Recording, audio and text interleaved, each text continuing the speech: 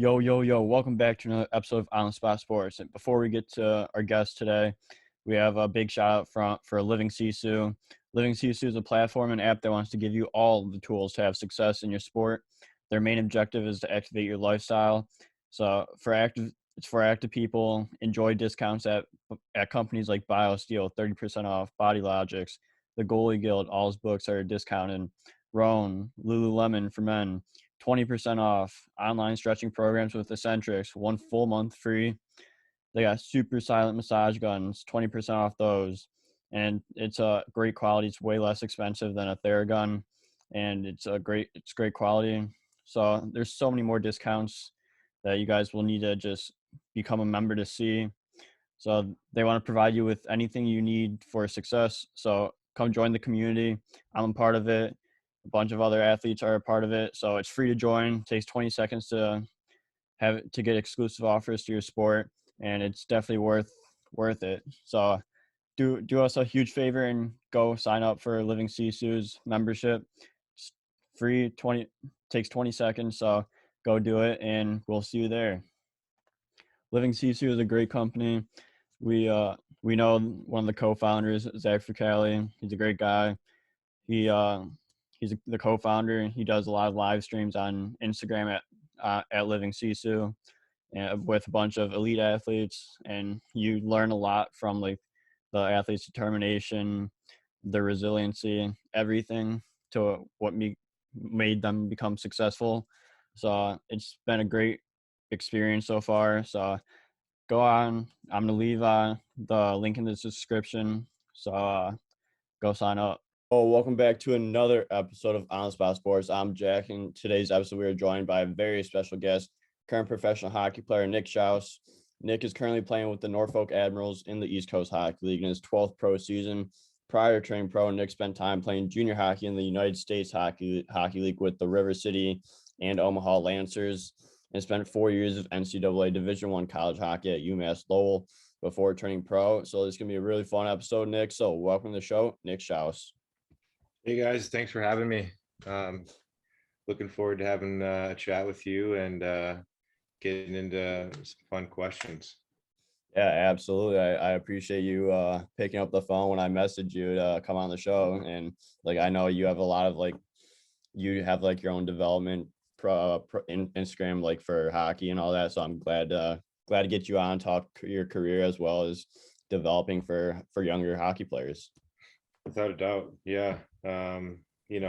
Been doing the hockey, been playing hockey my whole life, and lucky enough to have been playing, got to play in some really cool places and play with some great players. And it's always been a passion of mine to give back to the game, and so that's kind of what's led me to working with some younger players, some junior kids, and I have some pro players I work with also. So we kind of touch all the different bases, so to speak, of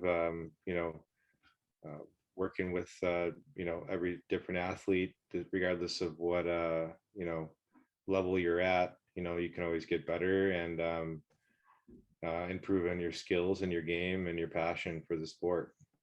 Yeah, absolutely. I love that. So to start things off, what got you into hockey, and how old were you when you first put on the skates? Yeah, so originally from Buffalo, New York, so obviously it's a huge hockey city, but uh, initially I think it was my uncle and I started playing baseball first, really, and that was the first sport that I played, and really enjoyed that. And I think maybe someone bought me like a pair of roller skates for my birthday one year, so then I got the roller skates going and was playing some street hockey with just kids in my neighborhood. And you know I think my mom took me to the locals. The ice rink at the time had a pro shop in there, and we were just looking for some hockey stuff, for outside, really. And they, she saw the sign up to play hockey thing, and signed me up, and off I went.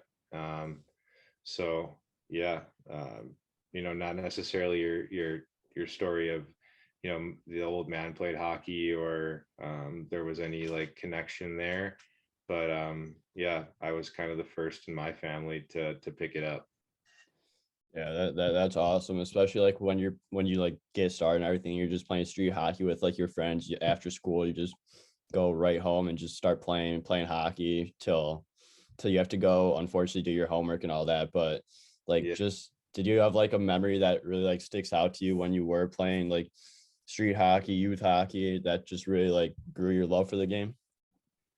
Um, I think that what grew my love for the game the biggest was, at the time the Buffalo Sabres were, kind of in the basement of the NHL, and so the tickets we were able to get tickets pretty easily, and I went to a lot of games. Like every week, I would go to game, with my parents, and being able to back then you could go down by where the players would literally come out of the locker room, Yeah. and give them high fives and that. So it was pretty sweet. And I think just seeing guys like up close and being able to, um, you know, to see them, and what the atmosphere is like at NHL games, and how cool that is. And that definitely was the spark that, kind of grew inside me to get me to,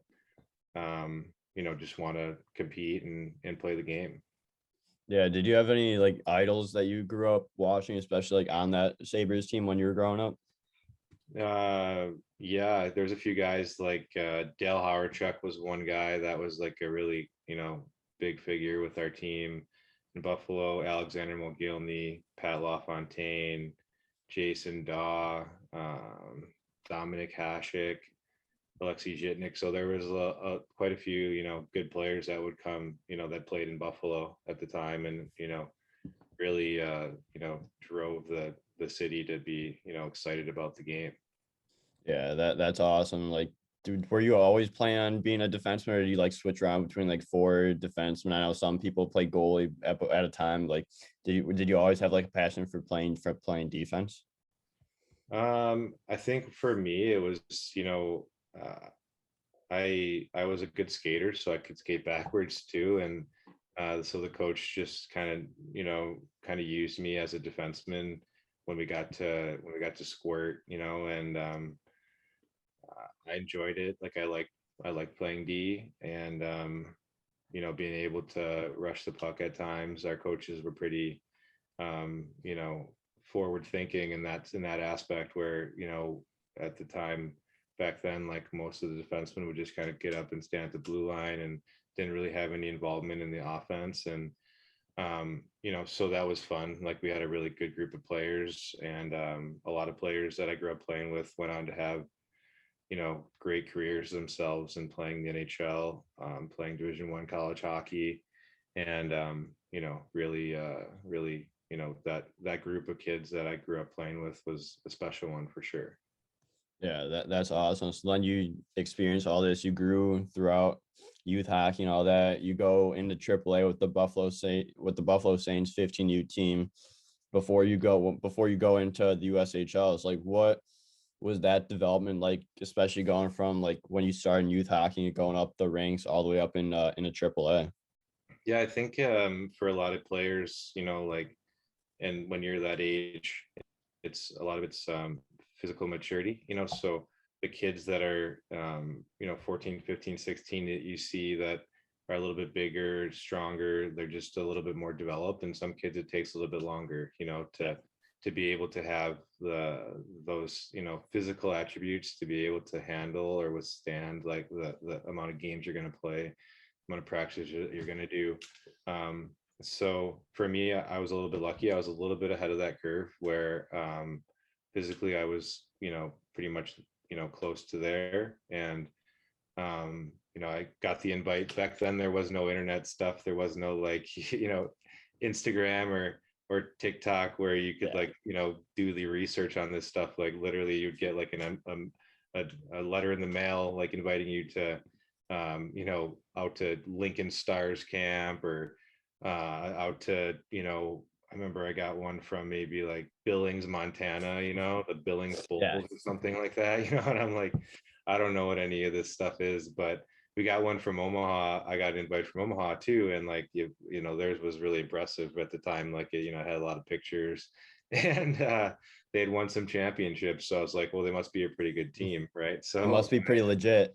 yeah, they must be legit. So my dad got me a plane ticket, went out to the camp, and yeah, I don't know, just was like running around hitting guys and trying to act like I belonged there. And we had a veteran group of D, like we had Matt Carl, who went on to play, you know, 10 years, I think, in the NHL, like won a cup. We had, every single one of our, like two of our guys, like went to the University of Michigan, one was going to Ohio State. Like we were loaded, like we had Paul Stasny on our team, like Jeff Lavecchio, like guys that were solid players, and so like it was a learning curve for sure, just getting learning what it takes to be a hockey player day in and day out. Like I think for a lot of the younger players, they don't really realize like this is like when you go to play junior hockey, like it's a grind. Like Yeah. you're practicing every day, you're playing on weekends, like you're riding the bus everywhere. And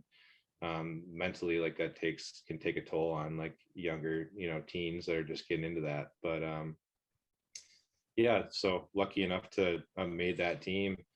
And not really knowing like what was all going on. But yeah, we had an awesome group of guys there, and I learned a ton and got to play for Mike Hastings, who's like the winningest coach of ever in the USHL, and now coaches at Mankato State. And I think they've had like 2 or 3 Frozen Four appearances Yeah. past number of years. So yeah, pretty sweet. Yeah. Yeah. So then you go into your first year of juniors where you're playing in 60 games.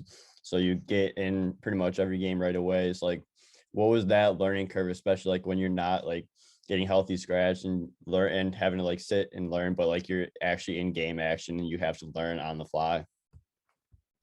Yeah, I think it comes down to like your coach and how they are gonna, work with you through that stuff. And I was lucky to have our assistant coach was Jimmy McGroarty, who I think he right now he's the general manager in Muskegon, but was an up and coming coach at the time, and was just willing to like work with all of us, like would do little like would you take video of you get the video, and back then it was the VCR, so he's like Yeah. stopping and starting, and like we're just like trying to figure out who's who on the screen.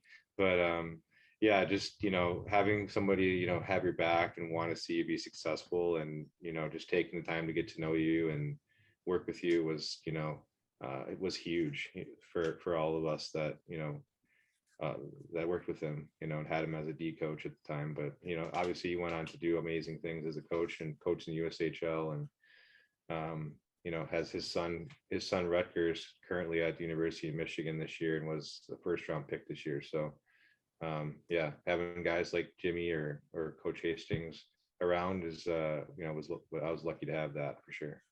Yeah, and just having those guys that have like good resources and like know the game really well, like it also helps. And like it just shows like how long ago it was with the VCR and everything. Now you have like all the Instagram, TikToks, like you could literally learn on YouTube right within like your fingertips, and where you used to be able to just like have to just it would be a process to do everything.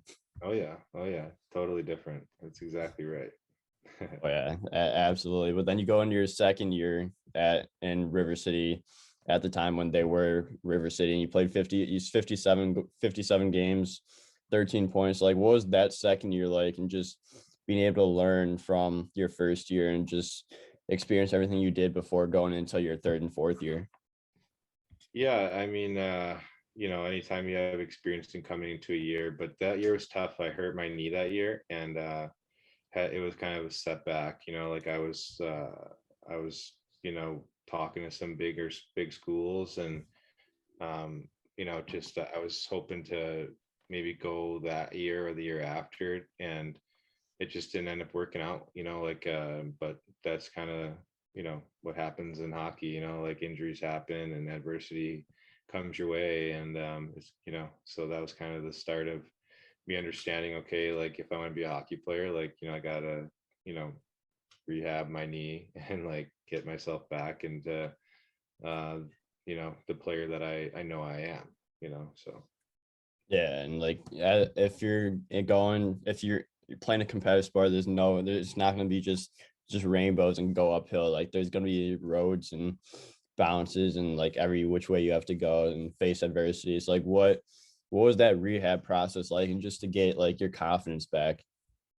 Yeah, it took a while, because at the time when you're a younger player or younger guy, like, you kind of feel that invincible, kind of, you have that inside of you where, you and mentally, you can do it, and you have the capacity to do it. It's just that when you have an injury, it's an injury, and you have Yeah. to, take the time away from whatever you're doing to chill out and, manage that. So, um, yeah, it was a little tricky at the time. I can't lie, So, but it definitely made me stronger, and definitely going forward from there, without a doubt. Yeah, so then you go into after that year, you go into your third and fourth year, where your fourth year in juniors, you were named assistant captain. So like, what was it like to take on like that leadership role, especially as you get older, and then you learn and mature as a person, as well as becoming a leader in the room? Yeah, I mean, I think leadership starts with how you do things, and if you take any leader that has been successful, or people respect, it always comes down to the amount of work that they're willing to put in, um, day in and day out, to set a standard and a tone Yeah. to the group, and um, that's where, like, because I've been in the league for a few years, I understood what it takes to be a good player in that league. And we made it to the Clark Cup finals my first year. So being able to see guys like Matt Carl and Staz and Lavecchio, and just have guys like that around. Like, our culture was strong, so when new guys came in, like, right away, we're just like, this is how we do things, and like, this are our standards. And um, some guys did well, and thrived in that, and other guys, moved on to other places. But that's just the name of the game in the U show, as they call it today. Oh yeah, I feel like as you have like those leaders like Vex and Stasny and Carlo and all that, like you are able to, it's a lot easier to learn from them, and especially like as since they are big leaders, and just when you step in that role, it's like a lot easier to follow, instead of just having to just like think of stuff of your own. But like Yeah. if you have a come up like that, like it's so much easier to just step in the reins like that. Yeah, yeah. So yeah, it was fun. Like, I loved my time in Omaha, and was able to accomplish a lot, and um, you know, really enjoyed my time in Omaha, and still talk to a lot of those guys today, which is awesome.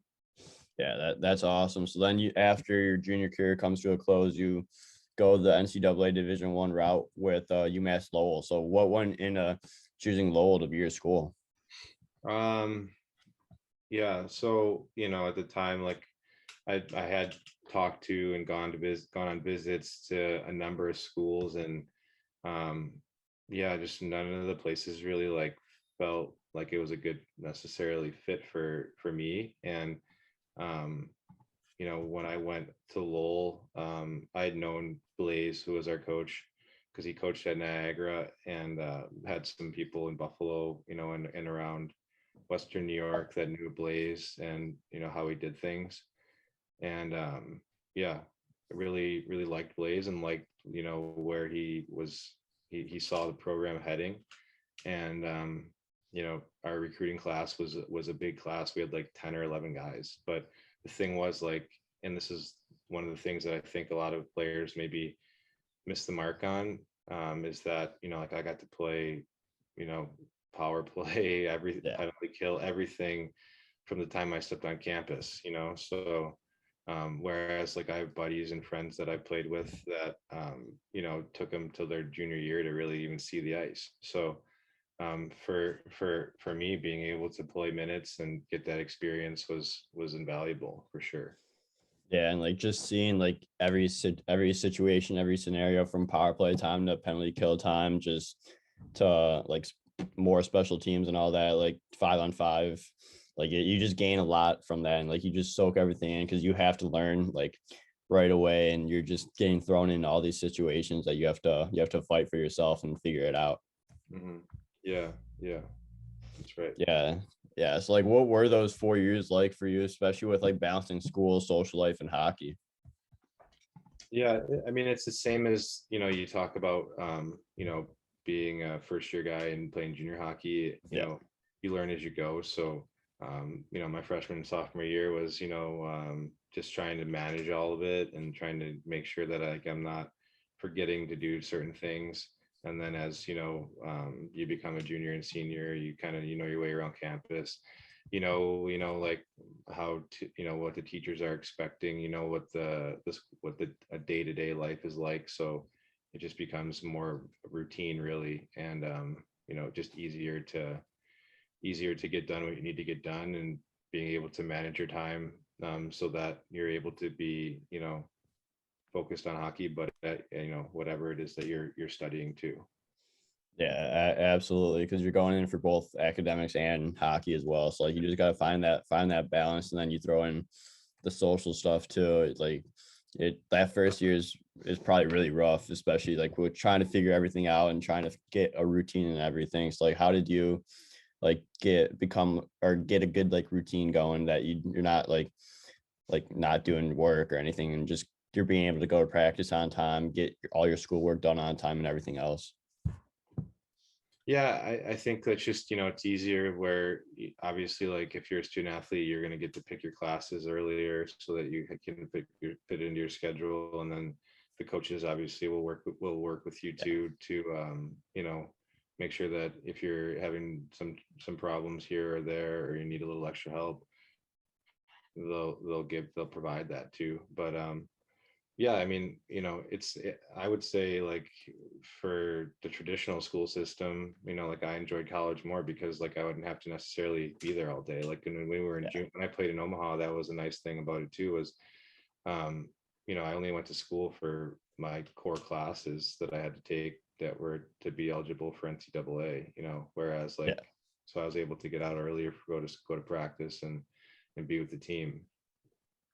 Yeah, and that's at least good that you're able to do that. So then you go in from the U show to Division 1. So like, what was the biggest transition that you noticed from going from a tier 1 junior program to a like at the top of the top college program? Yeah, I mean, I wouldn't say it was that big of a jump. The biggest thing is maybe just like the strength and size and of some of the guys. But if you look at most Division 1 teams, there's only so many scholarships that go around, So Yeah. like it's going to be maybe you have your top two lines that are scholarship players that are, solid Division 1 players, and some of the third, fourth liners, like, they're working for it a little bit harder, um, and they're not going to get the opportunity maybe, or they're not going to, the coach is going to maybe change the system depending upon like who's out there. So, um, yeah, I think for any player, like having, being around other talented players makes it easier for sure.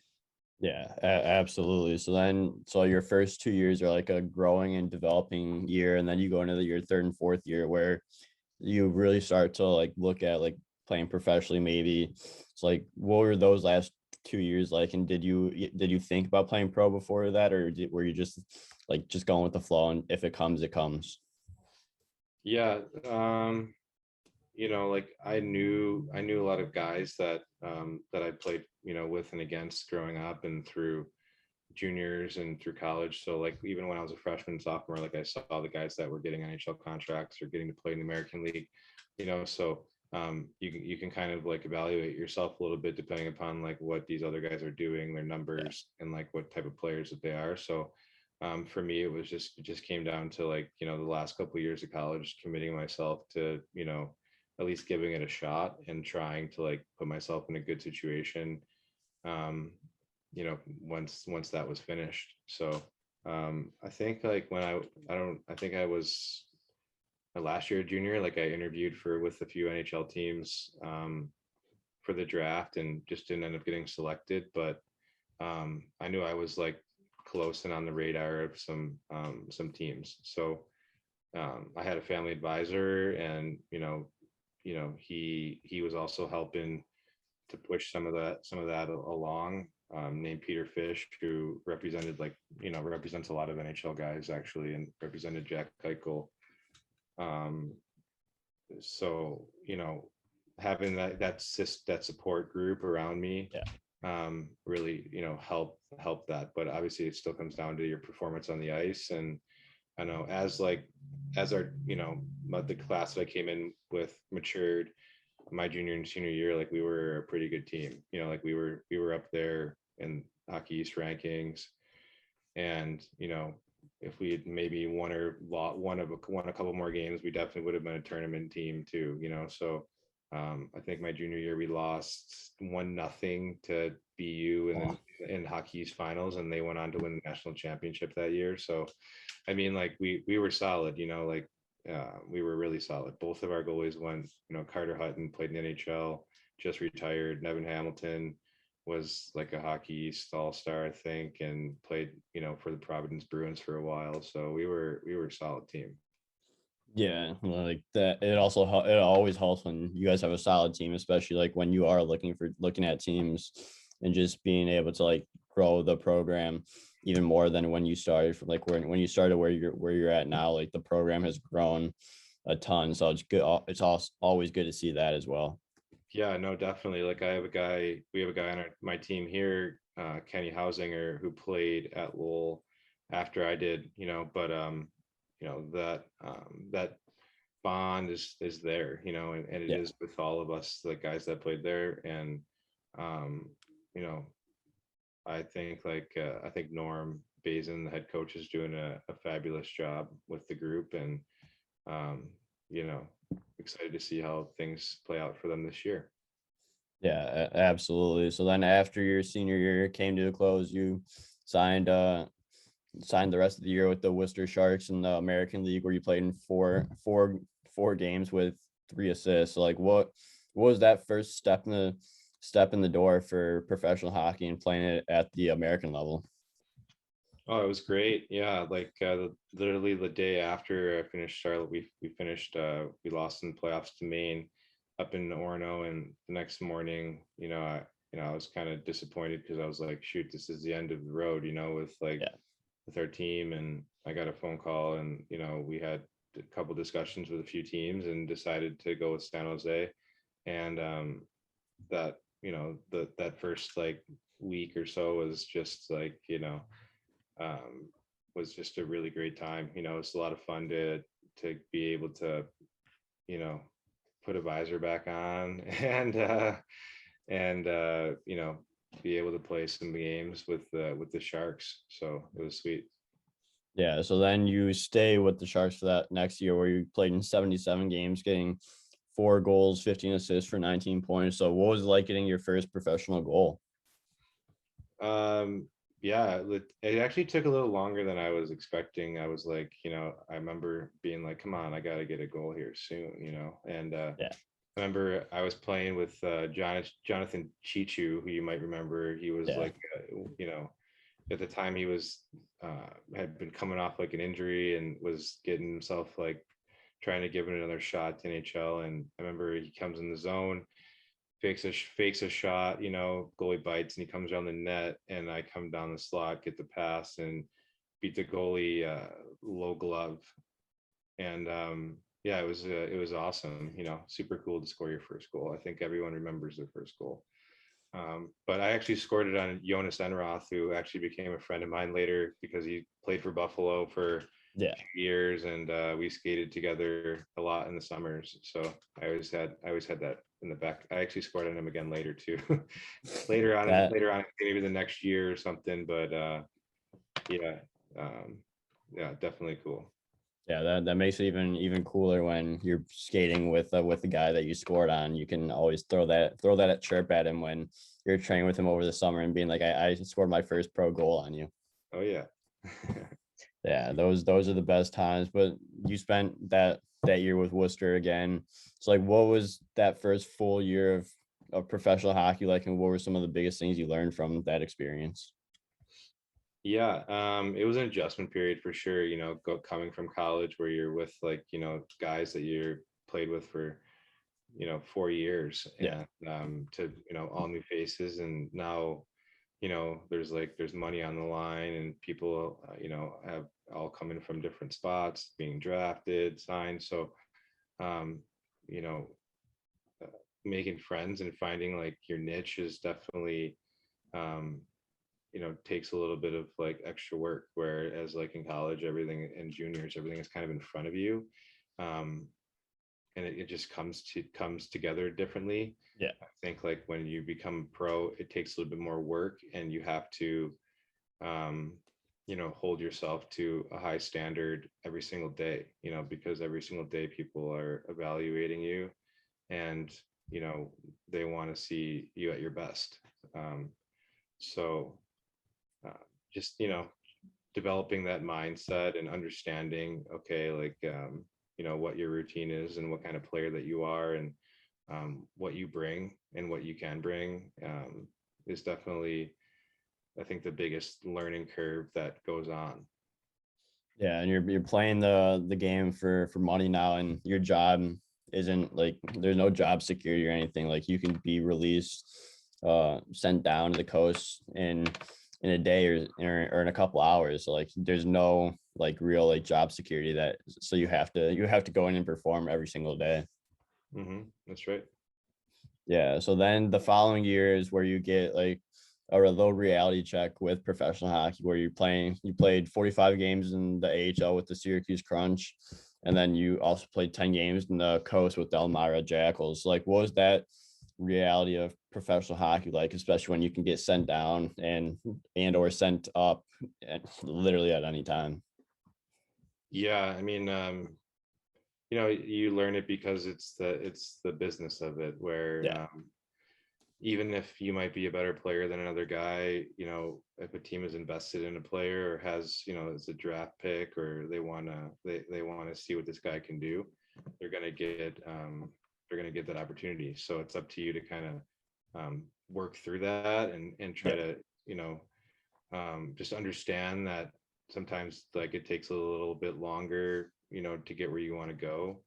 And some guys, for them, that's not what they want to do, and they decide to hang up the skates. And some guys continue to push on. And I'm sure, you and I both could talk about some players that, um, you know, you were probably like, this guy started in, the SPHL and made it to the Yeah. NHL, like, so, where, or there's guys that are first round draft picks that never play a game in the NHL, so, it's everywhere in between. And it's just, it's kind of like, you know if you want to stick with it, and you have a goal and you have a dream, that's what's going to drive you to continue to play hockey or play any sport or do anything in life, or not.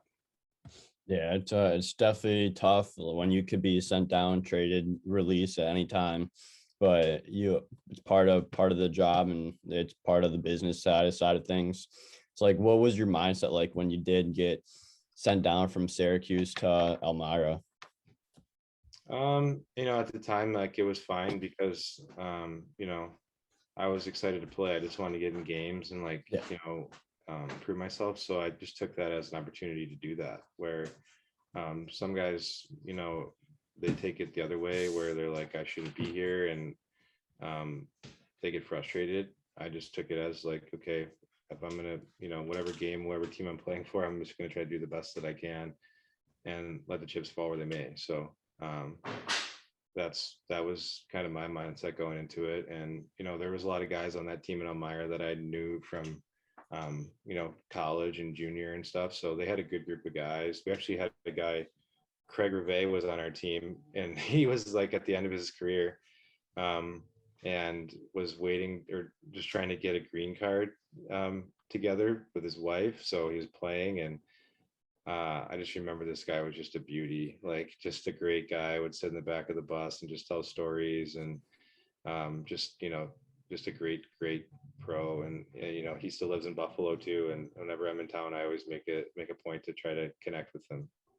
Yeah, and that's awesome, especially like when you have guys that are at like the end of their career and like they're there to just tell stories, like get the boys going, and like he knows where he's at his career, and he just wants to help all the guys coming in to really like get that experience and like enjoy the love of playing professional hockey. Yeah, for sure.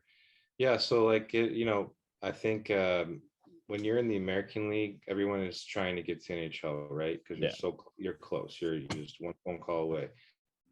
And in the coast, it's not necessarily like that. So the vibe is a little bit different among the team. And uh, the guys actually like I think they stick together, more because you're going through you're not necessarily where you want to be. So if you want to get to the American League, it's going to happen through your teammates and your team, doing well together.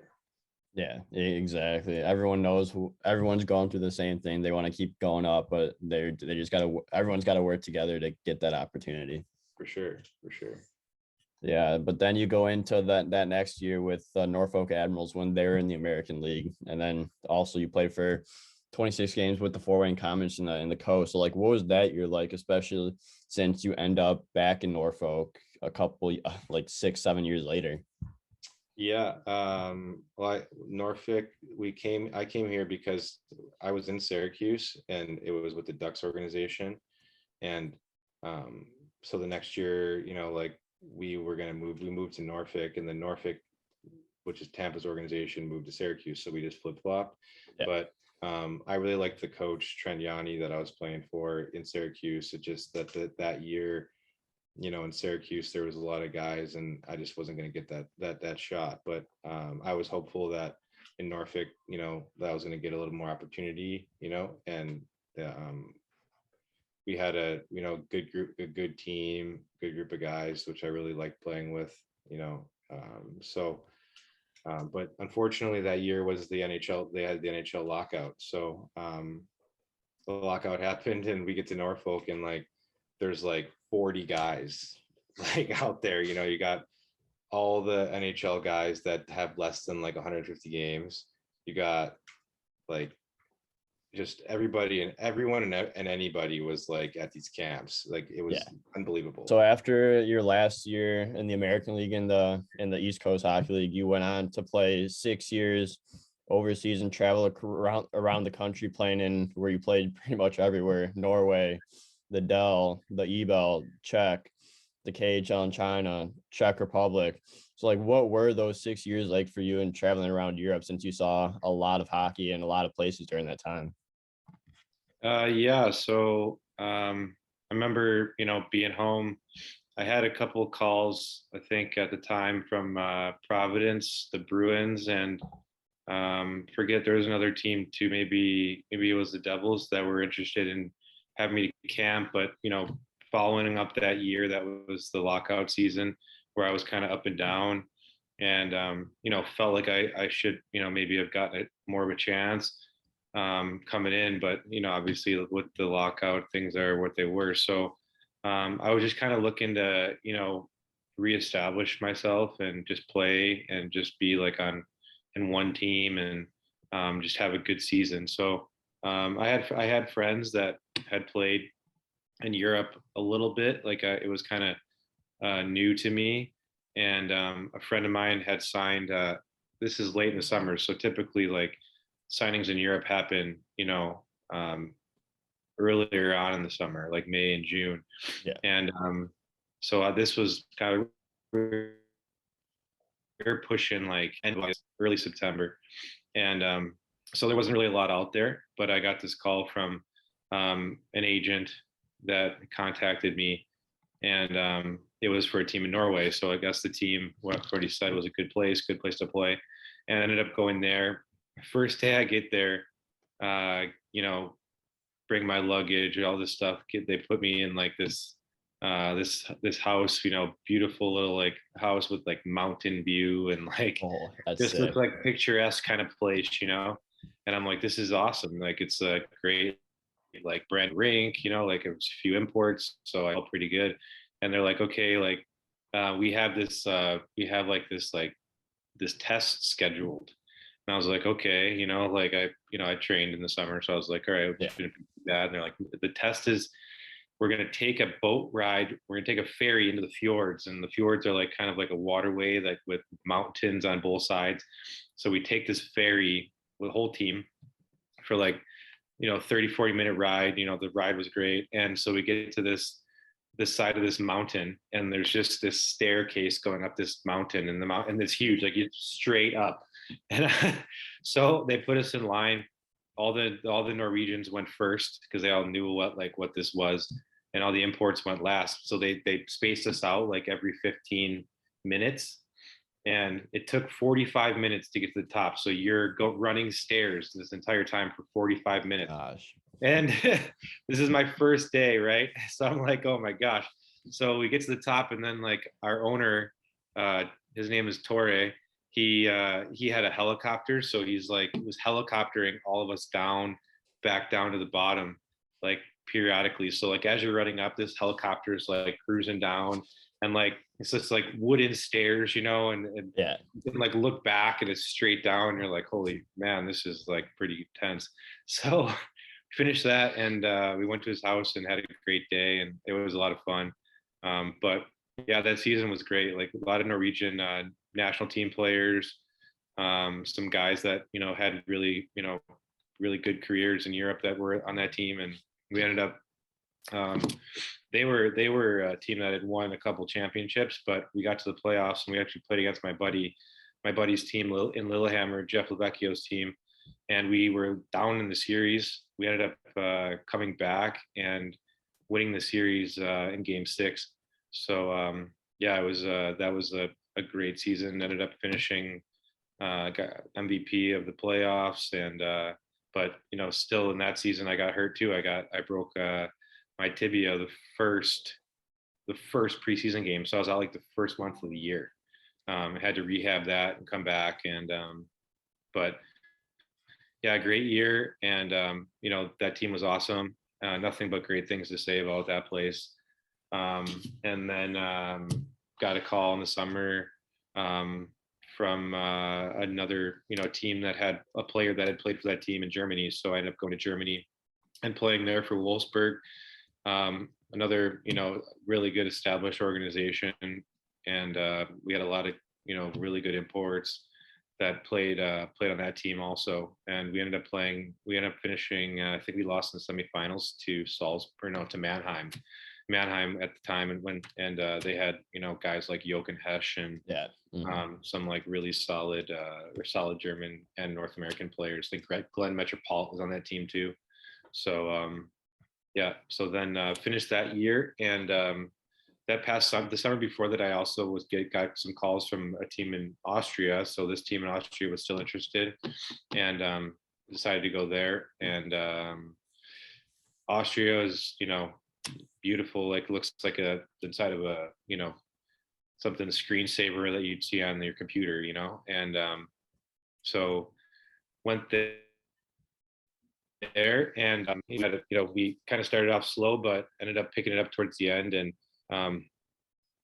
finished strong. And I got to play with like a bunch of really great guys. Great experience overall there on that team. And then that summer I was kind of waiting to see what was going to happen, and I got a call from Peter Draisaitl, Leon's dad, and Peter was coaching in Czech Republic that year and was signed to coach. So I ended up signing with him and going to Pardubice. And we only had like 4 or 5 imports. And we started off like really kind of, struggling to make some wins in the beginning. And Peter ended up getting fired. So we were left with like, our general manager decided that he was going to be the head coach also. And this guy never played hockey. So he would literally come on the ice. He'd get out there for practice. He'd come on the ice. He'd yell at us in Czech. I don't even know what he was saying. He'd yell at everyone, and then he'd get off the ice, and then our assistant coach would just run the whole practice, and um, without really any like idea of what we were trying to do, So Yeah. our leadership group, which was made up of like Peter Sikora and Thomas Rolanek, kind of ran the team. So it was a little bit dicey there for a month or two, but we kind of figured it out, and we still we struggled that year too. Like just were missing the depth that we needed to win games consistently.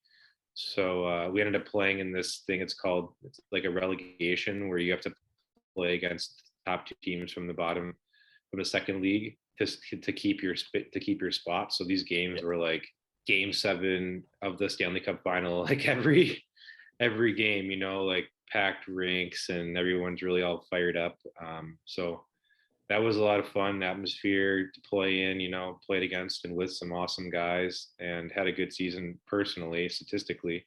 And then that summer I was getting some calls from different KHL teams, interested, and ended up going with Mike Polino was the assistant coach of Magnitogorsk, and so ended up taking that opportunity to go there, and have nothing but great things to say about Magni as a team and organization. It's awesome, just unfortunately they had a defenseman there, Chris Lee, that had decided he was going to try to play in the NHL and then decided to come back like midway through the year. So that happening kind of pushed me out a little bit, and they ended up trading me for Wojtek Wolski to Kunlun to China. So I finished the season there in China playing for Bobby Carpenter after Mike Keenan departed. So we packed all our stuff, flew from Russia to China, and finished the season in Shanghai. And yeah, just a wild year. Like we ended up flying all the way around the world. We flew from like North America, across, and then when we came back, flew across the opposite way. So just a really interesting season, that's for sure. So, and then after that, played in Bratislava for a bit, but just our budget wasn't very big, and we struggled out of the gates. And I think like almost every import on the team got released or transferred or something, So I ended up signing back in Czech that year in Brno, and where we had Thomas Buchanan's, Marty Erat, Peter Mueller, like some solid players. Yeah. And played there for a bit, and then my old team, Pardubice, kind of wanted me back, so they contacted me and were like, is there any chance you'd want to come back? So I went back, and really enjoyed being back there and playing there, and finished the season there. And then yeah, we had a ton of awesome experiences, got to see and do tons of amazing things. And I wish I could play another 10 years in Europe, to be honest with you, because it's a lot of fun. Yeah, that's unreal. And like you just experienced a lot, especially like that first year when you got there and you had to run those stairs up the mountains. At least your owner didn't make you go back down and then run it again after he brought you from the helicopter. Yeah. Yeah, but you experienced a lot of like great sites, great like countries and everything. So like what probably was your favorite country that you visited over there? Yeah, I think most people would say that Prague is a pretty awesome place and city to visit. So we really loved going to Prague and spending time in Prague when we had free time, and it was close to Pardubice, so that was awesome. And then also Moscow and St. Petersburg are both like just top-notch cities, really cool, and a lot to see, historical, just there's multicultural, just super interesting, and yeah, I would just say even like living in Germany and Austria and Norway, just the mountains and the fresh air, and being able to like just be a part of that culture and take take in everything that the way that they live and do things was a really awesome experience for sure. Yeah, so coming from North America, like what was like the most like culture shock that you've been? Like what was the like the hardest transition for you going from North America over to Europe? I don't think like living wise it was that difficult. The hardest part I think for me was the hockey part in some ways, where my first year we played in an NHL sized rink, so the team was it was kind of like an easy transition. And then um, the next years after that, when I went to Germany, Austria, Czech, Russia, all of the teams had Olympic sized rinks. So me as a defenseman, it kind of changes your perspective on how you can defend and like what skills you need to have. And it's a lot of skating. It's a lot of being able to take away time and space with your feet versus just having the luxury of the dimensions being smaller. Just the forwards don't have as much space. Where there they have an extra 3 4 5 feet um, to make plays. It was just about in the summer spending time working on my skating, working on my quickness, and just trying to think and understand the game the same way that they do. Yeah, so how long did it take you to transition or like feel at least comfortable where you could actually perform and everything from the start of going into Europe or into the European style of hockey? Yeah, I would say that year in Germany was for me like kind of the year where I learned a lot, and just kind of day to day what the expectations are, because we had a Czech coach, right? So he had that kind of Eastern European mentality when it came to practice training, which is a little bit different than your traditional North American style. So yeah, just kind of committing to just kind of get better every day, and practicing and enjoying practice was a big part of it, because there they play less games and they practice more, so you're spending more time doing that. Where some guys prefer to play more games and practice less, but over there it's just a part of it. So but it definitely made me a stronger player and a stronger just overall person, without a doubt.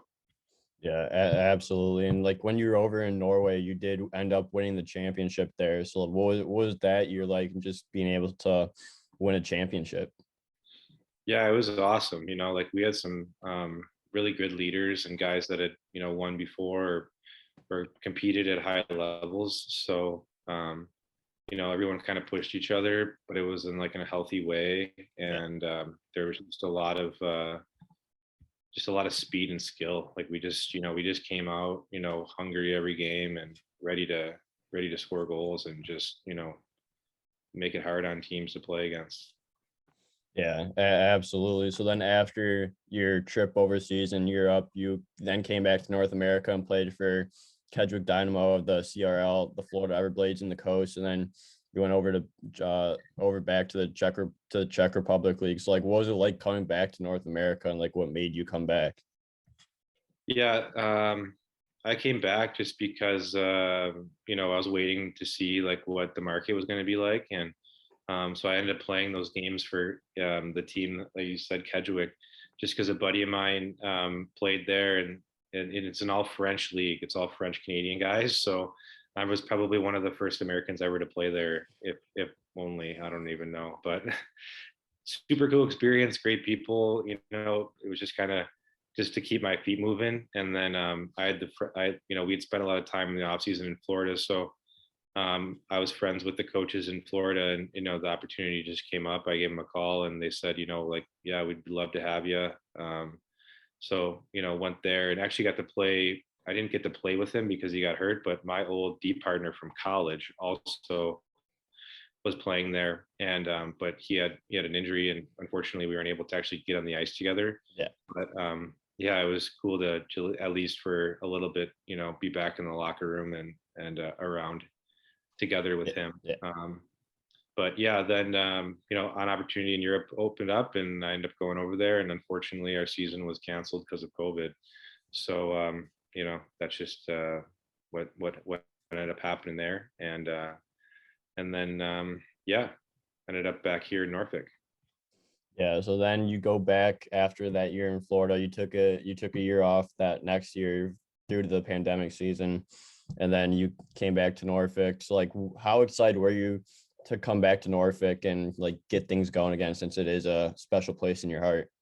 Yeah, I was definitely pumped, like, being here in the past and then coming back years later. It was kind of a interesting feeling, like it's familiar, but new faces and new teammates. And, I'm quite a bit older from the time I was there. So, but yeah, living and being here and having those experiences and that past and that history is awesome. And, Norfolk is a rich hockey history, and I was able to see some of that when I was here or played against the team. When they had John Cooper and all those guys in Tampa that went on to to still play for Tampa and are successful and play in the NHL. So yeah, that's kind of what we're working on now, and it's super fun to still be in part of the game and be able to share my experiences with our younger guys. Yeah, absolutely. So how you're saying like that you love sharing the experiences with the younger guys, like how important is it for you to, since you're that veteran guy, to just help the younger guys, just teach them the game and teach them to keep loving the game, especially like when things get crazy in the coast in the minor leagues. Yeah, no, they do, but I mean, it's you just got to keep it in perspective of what your Yeah. goals are and what you're trying to accomplish. And you know, everyone's path in hockey is different. So just kind of enjoying each day and trying to make the most of it, and learning as you go is really the most important thing. And just kind of just continuing to work on your craft. Yeah.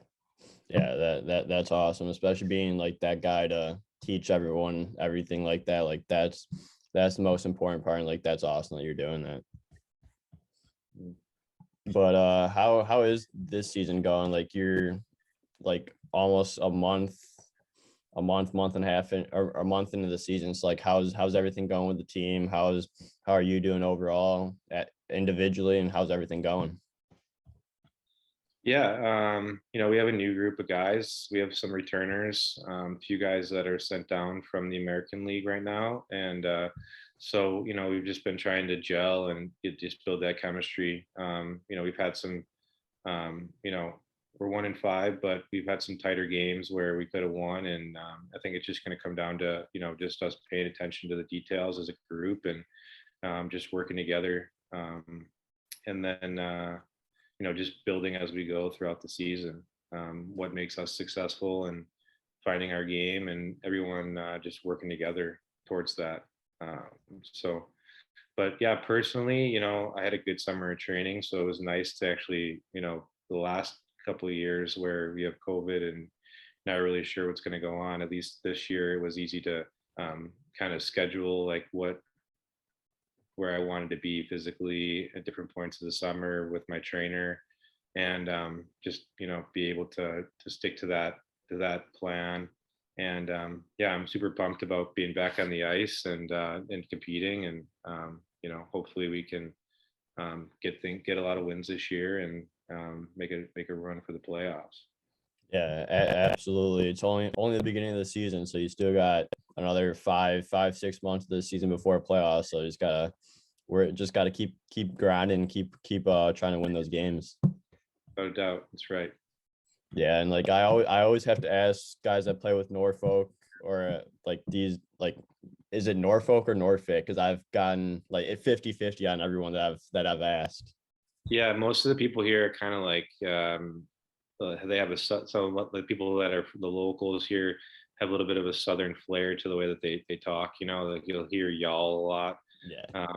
So I know a lot of people say Norfolk that are here, and then I would say a lot of just people passing through, or your generic answer is Norfolk. So Yeah, because I've asked, because I've had Kale Morris on the podcast, Dylan Wells, he played with you guys last year, and I've had Michael Bullion, and now you, and like I train over the summer with Joe Widmar, and it's all been 50-50 of just Norfolk or Norfolk. okay, yeah, Yeah, that's right. Yeah, it's definitely an interesting topic to come when I get Norfolk guys on. Definitely, for sure.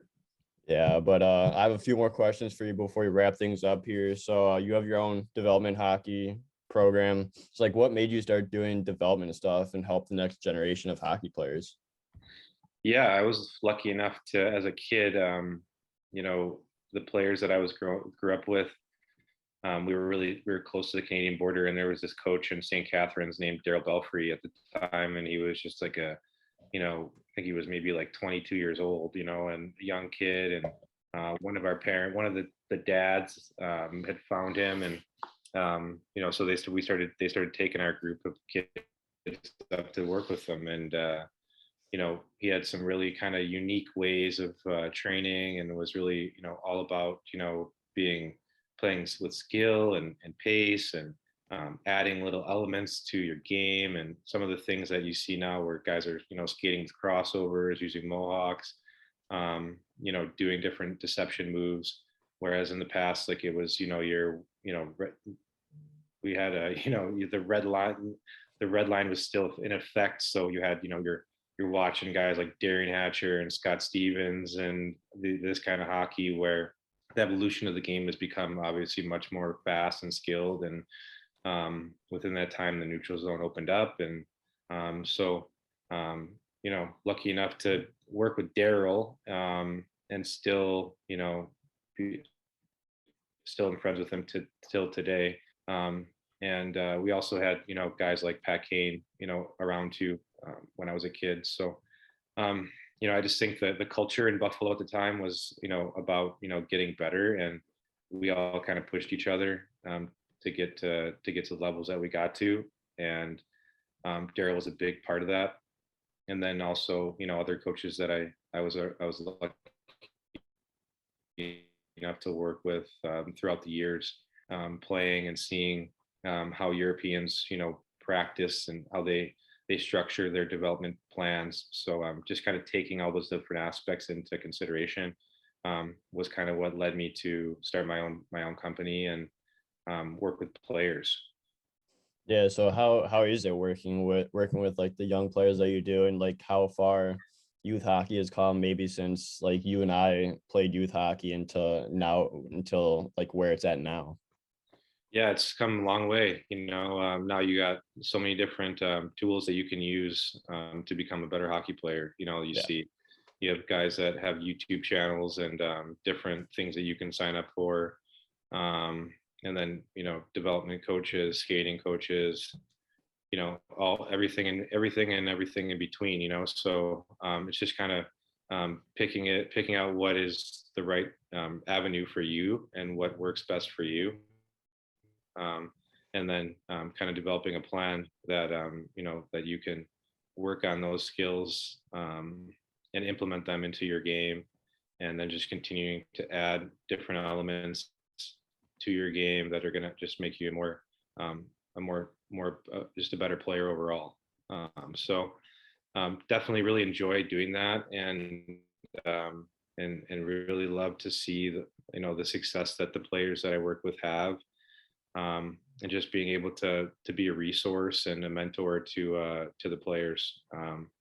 I think that a lot of times, players look for their coaches, their team coaches, to kind of be the one to lead the way. And when you're a team coach, a lot of the things that you're focused on are team aspects, structural things, and systematic play. Whereas as an individual, everyone has a different skill set. So that's where you need to understand the type of player you are and what makes you special. Yeah, and like it's amazing how far the game has come, especially with like all the different resources and everything. There's literally a development coach for literally every aspect of the game now, and then you could also go on YouTube and search up like how to do this, how to do that, and like it's at your fingertips. So it's crazy how far the game has grown, how quick the game like keeps adapting or keeps adjusting, everything keeps adapting to everything that's going on within the world. Yeah, it is. It's great to see, though. Yeah. The speed and skill that the players possess today is amazing, and it's great to see the way that they process the game, and how at such a young age these guys are able to step in and have an effect and be successful at the NHL level. Yeah, absolutely. And like just using all your professional experience so far and like your coaching experience, like what are some tips for players looking to get to that next level? Like what tips and advice would you give them? Yeah, I would say the biggest thing is being able to play with the puck, being able to just do basic skills where puck protection is a huge thing now. Understanding, the traditional, if you're a defenseman, you just stand at the blue line. If you're a forward, you play down low, where now everyone is able to move and play Yeah. together. So I would encourage, defensemen to, if you're a defensive defenseman or you're a guy that maybe doesn't, put up a lot of points, that just to continue to develop those skills. And as a forward too, like there's always so many different things that you can get better at. And maybe it's just a shift in mindset in different situations, but just to continue to look for different things that are going to make you better. If that's nutrition, if that's a mental approach, if that's working more on your shooting or passing or stick handling.